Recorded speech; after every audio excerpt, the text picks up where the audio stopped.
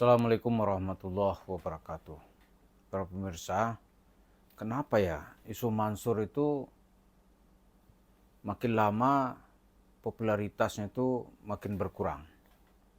Salah satu sebabnya dia sudah terpisah dari masyarakatnya. Masyarakatnya siapa gitu? Kalau kita lihat apakah masyarakat atau umatnya isu Mansur ini kaum modernis? Jawabnya pastilah tidak. Kaum modernis yang kita maksud ini misalnya, mohon maaf gitu, Muhammadiyah, ya kan? Ada nggak dia tampil ceramah di Universitas Muhammadiyah atau di pengajian-pengajian Muhammadiyah? Kayaknya nggak mungkin. Yang kedua, mungkin juga masuk ke sini ini yang sangat kuat dengan dalil-dalil. Misalnya jemaah Persis. Ke pengajian Persis dia pasti akan dilempari. Yang ketiga, Al-Irsyad. Ya kan, Al-Irsyad itu adalah ya kelompok yang mayoritas orang Arab atau keturunan Arab, tapi yang non habaib. Wah, ini cerita khayal Yusuf Mansur, cerita-cerita dongengnya, pasti akan dia buang ke laut itu. Ya kan? Ada juga mungkin namanya nanti Dewan Dakwah gitu. Wah, susah dia tuh, Dewan Dakwah Islamiyah. Dan di pengajian-pengajian yang orangnya sudah terbiasa berpikir agama bil adillah, dengan dalil-dalil.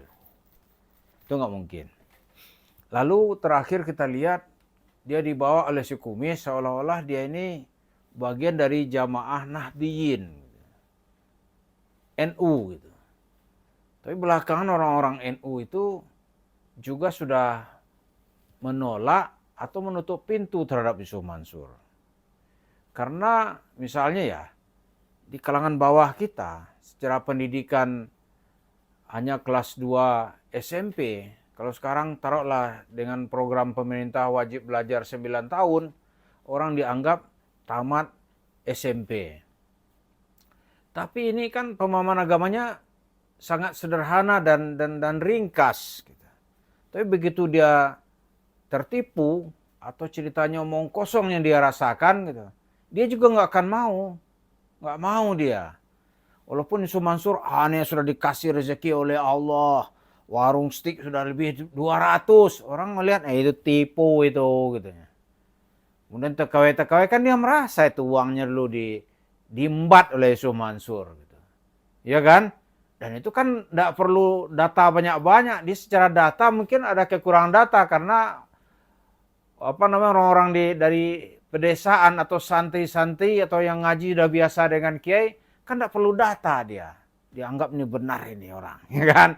Dia percaya, dia kasih uangnya. Dan ya mungkin ada yang kerja di Malaysia, mungkin tidak. Kemudian dia kerja Saudi Arabia, diceritakan oleh Yusuf Mansur bagaimana jadi orang kaya. Allah kasih rezeki. Kalau perlu malaikat ngirim uang ke rekening masing-masing, gitu kan? Jadi orang-orang ini juga sudah menolak. Karena untuk kita ketahui, yang disebut dengan aswaja di Indonesia itu, Ahlussunnah wal Jamaah itu, minimal itu ada 5 landasan yang mesti dia pahami dan dijiwai. Kalau dia tidak menjiwai 5 landasan ini, maka dia akan tertolak dari komunitas Ahlussunnah wal Jamaah. Apa itu 5 dasar itu? Dasar yang pertama adalah as-sidqu. Dia harus benar orangnya. Kalau cerita Abul Kadzab gitu kan, bohong aja di mana-mana walaupun ceritanya punya pesantren 9.000 pesantren. Tapi nggak ada wujudnya. Bahkan satu persatu sekarang ini yang pernah berafiliasi dengan Yusuf Mansur rame-rame menolak. Perak-perak kami nggak dikasih bantuan. Kalau dulu kan dia cerita kemana mencari uang ini untuk membiayai santri-santri yang setiap hari biaya makannya 200 juta gitu. Wah, orang senang nih. Kasih. Gitu. Ternyata nggak ada.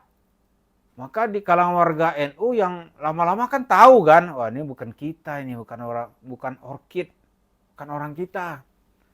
Mulai dia menutup jaringan gitu. Masjid-masjid yang selama majlis taklim Kalau di Nahdien tuh Majelis Taklim kan pemurah orangnya. Ngasih duit ke kiai itu kan banyak-banyak. Masuk ini tadinya menjadi santapan Yusuf Mansur gitu. Ternyata ini bukan ini. Asidkunya nggak ada. Kebenaran dalam dirinya nggak ada. Maka walaupun dibawa oleh siapa yang bawa lu tuh ya.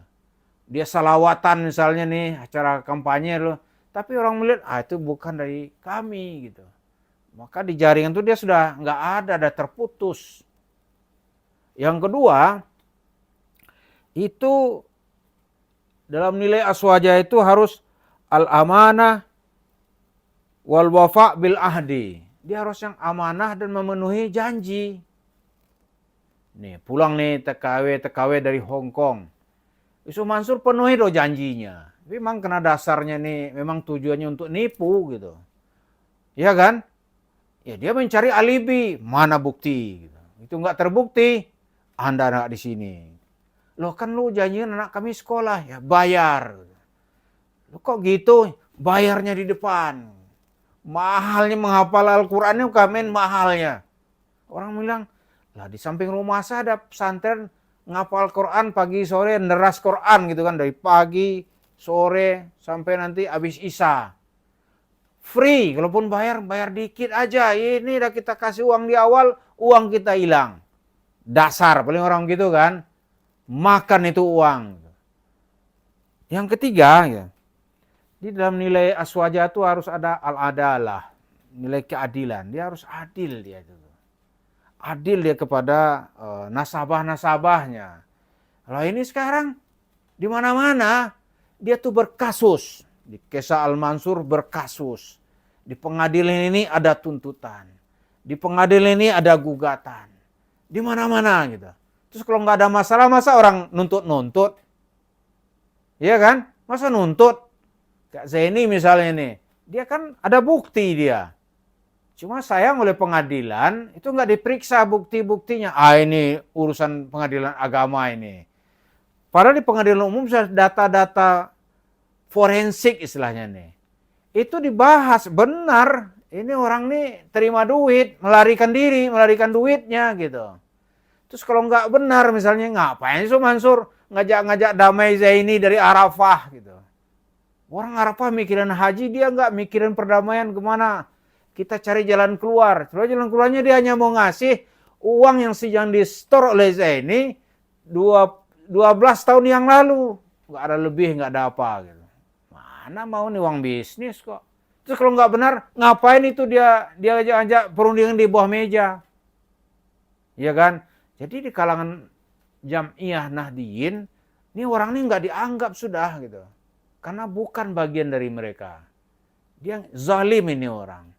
Bukan manusia yang adil. Zalim. Gitu.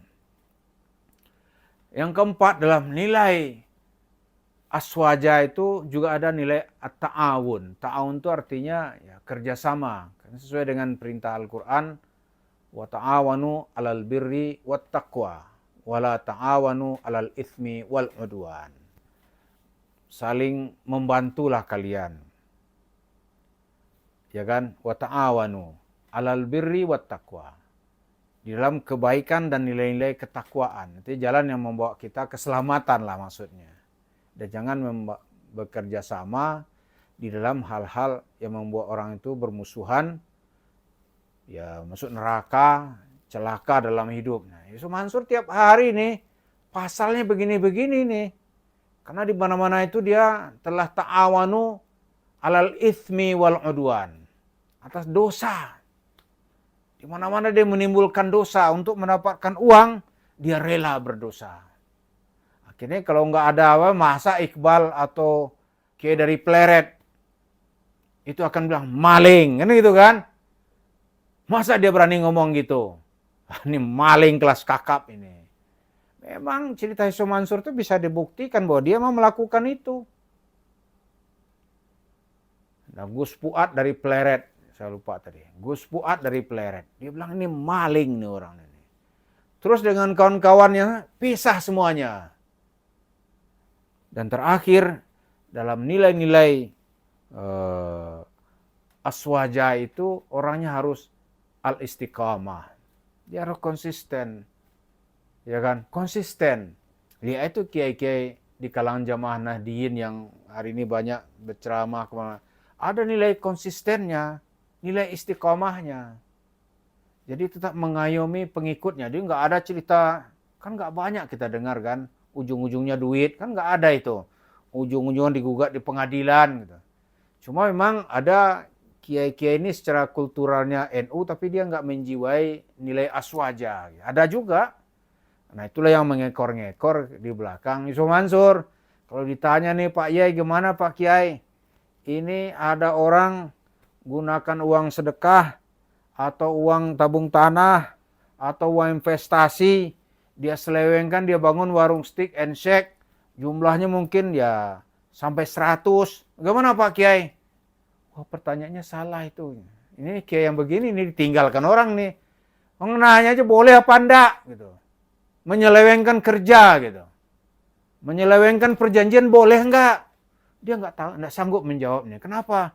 Jangan Anda diadu-adu dengan Yusuf Mansur. Orang bukan mau adu-adu, ini faktanya begini, bagaimana hukumnya. Harusnya kan dijawab secara normatif saja gitu. Ini memang ya dia seperti orang aswaja, tetapi sebenarnya ya dia ingin menunggangi aswaja aja. Pemahaman saya begitu. Jadi itu yang kita lihat, kenapa sekarang ini di kalangan warga Nahdliyin, Yusuf Mansur ini sudah nggak dianggap, sudah tutupin pintu, jaringan nggak ada. Nah kalau ada satu dua nanti pengurus masjid yang undang dia, orang rame-rame akan nyerang, wah ini konspirasi Yusuf Mansur. Kalau Yusuf Mansur tidak dituduh nilap jamaah nanti, ini pengurus masjid yang dapat bagian. Gitu penilaian orang. Karena itu sekarang di mana-mana dia takut. Gitu. Lalu warung steak yang banyak itu tunggu aja. Kan masyarakat kita memang lama panasnya gitu. Demikian mudah-mudahan di kalangan Nahdliyin sekarang ini sudah sadar bahwa orang ini bukanlah kiai dari kalangan mereka. Gitu. Terima kasih. Assalamualaikum warahmatullahi wabarakatuh.